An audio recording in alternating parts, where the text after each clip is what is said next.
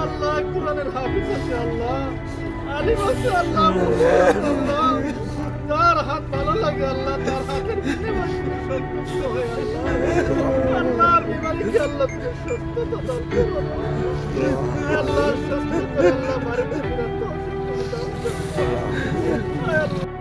আমার রয়মারি 10 নং ব্লক ইয়ারে আমার শহীদুল ইসলাম তোর লড়া স্কুলত পড়ি আছে, বর্তমান 7ত পড়ি আছে।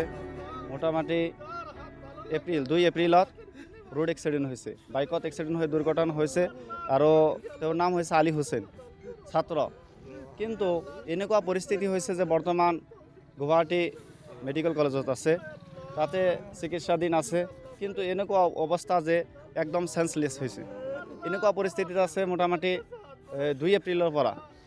কিন্তু ঘৰৰ পৰিয়াল যে পৰিয়ালটো দুখীয়া, তেখেতে চেষ্টা কৰি আছে, কিন্তু আৰ্থিকভাৱে বহুত অনটনত আছে। আৰু দেউতাই পিলপিলি চলায়, এনেই কষ্ট কৰি কোনোমতে পোহপাল দি আছে। সেইকাৰণে আপোনালোকৰ ওচৰত আহ্বান যে আপোনালোকে যিমান পাৰে সহায় কৰিব। আপোনালোকৰ সহায়ত যদি তেখেতে যদি দুনিয়াত যদি জীৱিত থাকিব পাৰে, তেনেহ'লে আপোনালোকে বহুত সব পাব। আল্লাহ সুবহানাহু এই বিষয়ে কোরআনুল কারিমে জানাইছে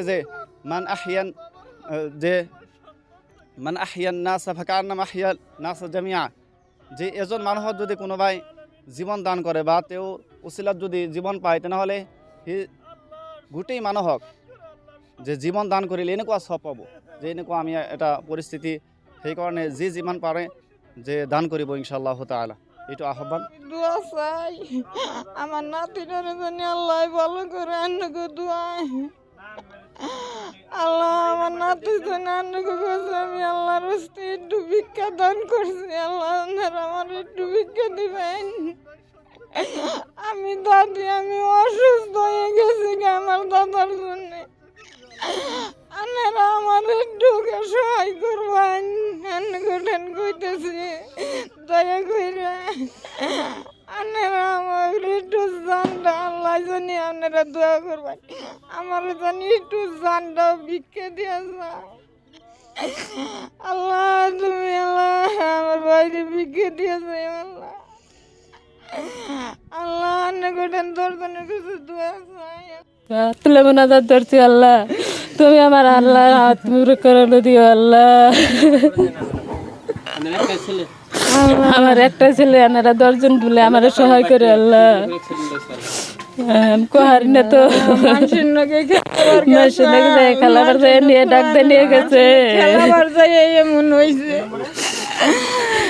প্রাইমারি 10 নং ব্লকৰ শহীদুল ইসলামৰ ল'ৰা, একমাত্ৰই ল'ৰা তেওঁৰ আলী হুছেইন, 16 বছৰ বয়স, ক্লাছ 7ত পঢ়ি আছে গ্লোবেল স্কুলত।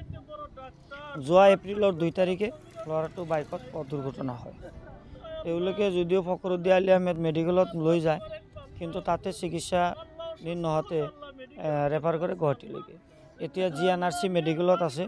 আজি 2 তাৰিখৰ পৰা আজিলৈকে মেডিকেলত ICUত চিকিৎসা হৈ আছে। কিন্তু পৰিয়ালটো খুবেই আৰ্থিক অৱস্থা দুৰ্বল।